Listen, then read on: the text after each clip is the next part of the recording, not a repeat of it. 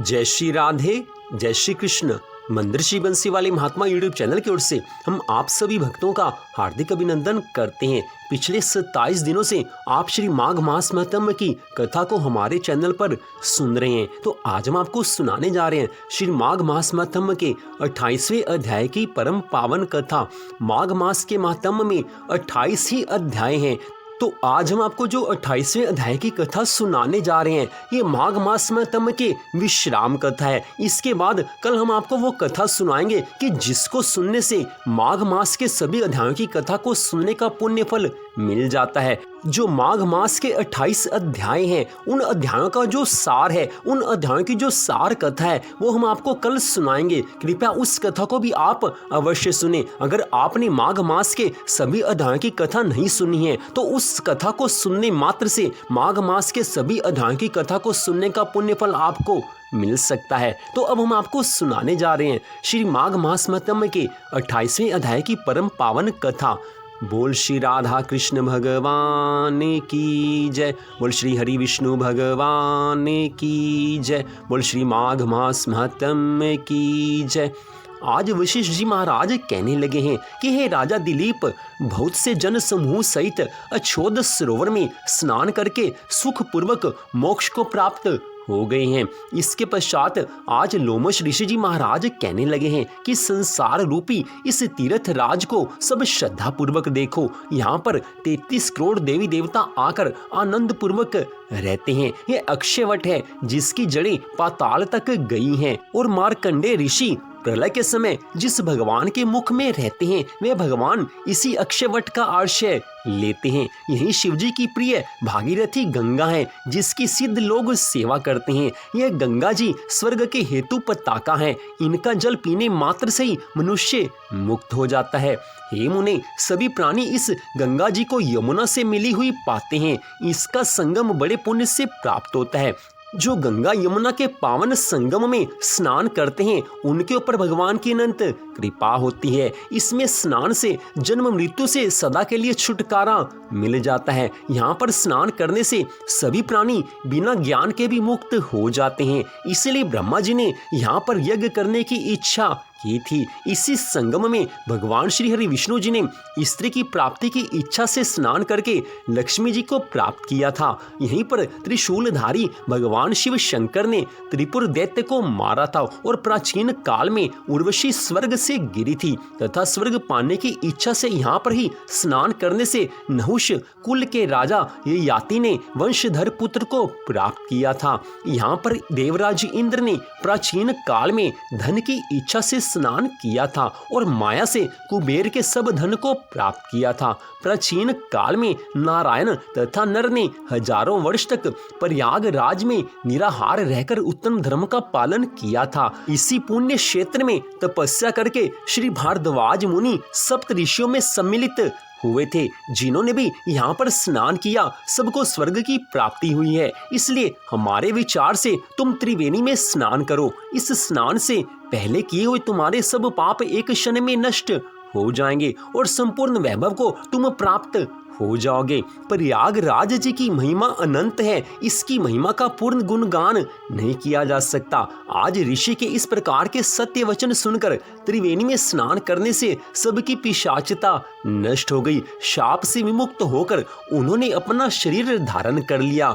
वेदनिधि ब्राह्मण ने अपनी संतान को देखकर प्रसन्नचित्त होकर लोमश ऋषि जी को संतुष्ट किया है और कहा है कि आपके अनुग्रह से ही ये श्राप से विमुक्त हुए हैं। अब आप इन बालकों के योग्य धर्म को कहिए। लोमश ऋषि जी महाराज कहने लगे हैं कि इस युवा कुमार ने वेदों का अध्ययन समाप्त कर लिया है, इसलिए इन कन्याओं के प्रीति पूर्वक कर कमलों को ग्रहण करें। इसके पश्चात लोमश ऋषि जी तथा अपने पिताजी की आज्ञा से इस ब्रह्मचारी ने 5 कन्याओं से विवाह किया है। इससे सब कन्याओं के सब मनोरथ आज सफल हुए हैं। सबके मनोरथ पूर्ण हुए हैं। इस माघ मास महात्म्य के बारे में बताया जाता है कि जिसके घर में लिखा हुआ यह महात्म्य पूजा जाता है, वहां पर श्री नारायण भगवान ही पूजे जाते हैं, ऐसा समझना चाहिए। क्योंकि माघ मास का महात्म्य स्वयं श्री नारायण भगवान का स्वरूप है। जो इस कथा को सुनते हैं, जो इस कथा को पढ़ते हैं, उनके ऊपर श्री नारायण भगवान की अनंत कृपा होती है। उनके घर में सदा के लिए लक्ष्मी जी का वास हो जाता है। पुष्कर तीर्थ में, प्रयागराज में, गंगा सागर में, देवालय में या कुरुक्षेत्र में तथा विशेष करके काशी जी में इसका पाठ अवश्य करना चाहिए। पुष्कर तीर्थ में ग्रहण के अवसर पर इसके पाठ का दुगुना फल मिलता है और मरने पर मनुष्य वैष्णव पद को प्राप्त कर लेता है। जो मनुष्य माघ मास के इस पवित्र महीने में इस पाप हारनी कथा को पूरी श्रद्धा भावना से पढ़ते हैं या सुनते हैं, उनके ऊपर भगवान की अनंत कृपा होती है। उनके घर में सदा के लिए महालक्ष्मी माँ का निवास हो जाता है। उस घर की दुख दरिद्रता सदा के लिए दूर हो जाती है। भगवान की अनंत कृपा उस घर पर होती है। उस घर में जो भी प्राणी जन्म लेता है उसको ज्ञान अपने आप प्राप्त हो जाता है। माघ मास की महिमा अनंत है। इसकी महिमा का गुणगान पूरी तरह से कोई कर नहीं सकता। हमारे धर्म ग्रंथों में बताया गया है कि शेष, महेश और गणेश ये सभी मिलकर भी माघ मास महात्म्य की महिमा का पूरी तरह से गुणगान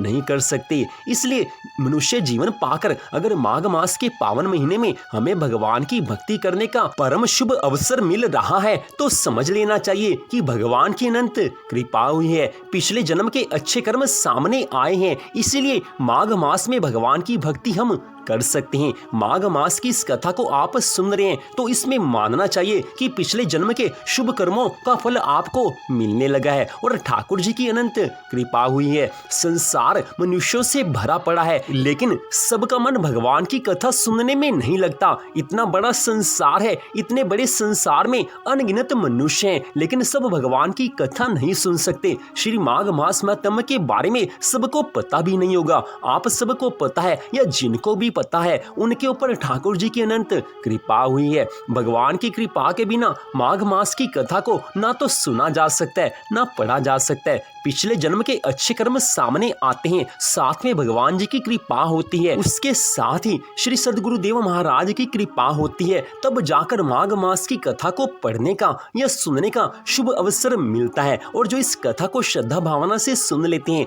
उनके ऊपर तब भगवान की अनंत कृपा होती है। माघ मास की इस पावन कथा को सुनकर अपने आप हृदय में भक्ति महारानी का प्रवेश हो जाता है। संसारिक सुख तो अपने आप भगवान जी दे देते हैं, लेकिन जो विशेष बात है, इस माघ मास की कथा को सुनकर हमारे मन में, हमारे हृदय में भगवान की भक्ति अपने आप बढ़ती जाती है। क्योंकि जैसे जैसे मनुष्य भगवान की कथा को पूरी श्रद्धा भावना से सुनता जाता है, ठीक वैसे वैसे ही हमारे मन से जो बुरे संस्कार हैं, बुरी भावनाएं हैं, बुरे विचार हैं, अपने आप हमारे मन से वो बाहर निकलते रहते हैं। क्योंकि जिसके हृदय में भगवान की भक्ति प्रवेश कर जाती है, उसके हृदय से हर तरह के बुरे विचार, पाप के विचार, वासना के विचार अपने आप वो बाहर निकलते रहते हैं। क्योंकि जहां पर भगवान की भक्ति रहेगी, वहां पर संसार के और बुरे विचार रह नहीं पाएंगे। भगवान की भक्ति में इतनी शक्ति है कि वो एक क्षण में हमारे मन के बुरे विचारों को बाहर निकाल सकती है। और मन में भक्ति प्रवेश कर जाए तो इससे बड़ा शुभ अवसर हो नहीं सकता। तो इसीलिए बार बार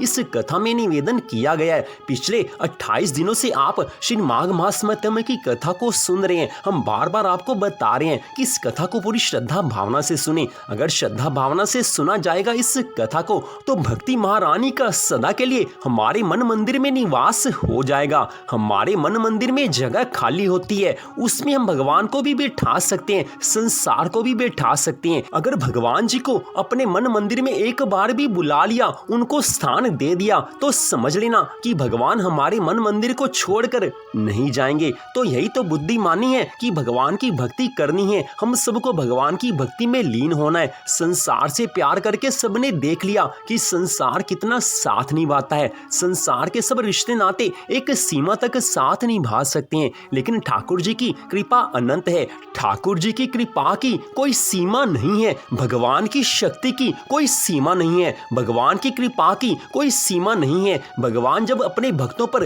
कृपा करने पर आ जाएं तो भक्तों के जीवन में इतनी खुशियां, इतना सुख, इतना वैभव भगवान दे देते हैं कि भक्त लोग उसको संभाल नहीं पाते। यही तो ठाकुर जी की कृपा है। लेकिन जब भगवान खुशियां, सुख, वैभव, भोग विलास सब कुछ देते हैं, इसके साथ ही भगवान अपने भक्तों को भी बुद्धि देकर रखते हैं। अगर सब कुछ संसार की वस्तुएं भगवान देते हैं तो बुद्धि भी साथ देते हैं, क्योंकि अगर बुद्धि साथ नहीं दी तो मनुष्य संसार सागर में उलझ सकता है। इसीलिए जो भगवान की सच्चे हृदय से, सच्ची मन भावना से सदा भक्ति करते हैं, भगवान उनको संसारिक सुख तो देते ही हैं, साथ में भक्ति भी देते हैं और साथ में बुद्धि भी दे देते हैं। अगर बुद्धि साथ है तो हम संसार में नहीं फंस पाएंगे। अगर बुद्धि साथ नहीं है तो संसार की सब सुख की वस्तुएं हमें संसार में उलझा देंगी। इसलिए भगवान बुद्धि साथ देते हैं। इस माघ मास की कथाओं को आपने पूरे 28 दिन तक सुना, आपको आनंद आया होगा। ठाकुर जी की कृपा प्राप्त करने के लिए इन कथाओं को आप बार बार सुने,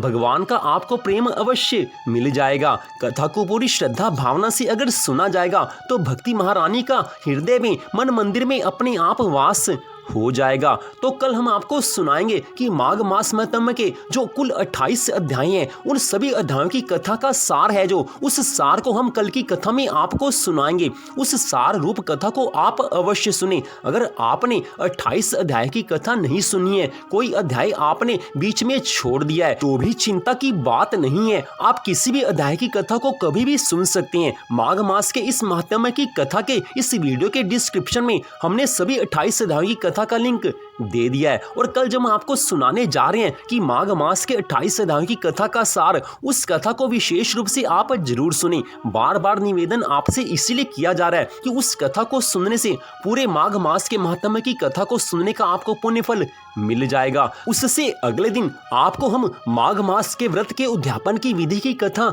सुनाएंगे। तो आज की इस कथा को सुनने के लिए, श्री माघ मास महात्म्य की 28वें अध्याय की कथा को सुनने के लिए आप सबका हार्दिक धन्यवाद। मंदिर श्री बंसी वाले महात्मा यूट्यूब चैनल की ओर से इस कथा को आप सब सुन रहे थे। श्रीमद् भागवत महापुराण की कथा भी हमारे चैनल पर प्रतिदिन डाली जाती है, उस कथा को भी आप कृपया जरूर सुने। तो आप सबका फिर से धन्यवाद। भगवान श्री राधा कृष्ण जी की अनंत कृपा सदा आप सब पर बनी रहे, इसी मंगल कामना के साथ जय श्री राधा रानी सरकार की, जय श्री कृष्ण भगवान की, जय श्री हरि विष्णु भगवान की, जय श्री माघ मास महात्म्य की सभी कथाओं की। जय जय श्री राधे, जय जय श्री राधे, जय जय श्री राधे श्याम।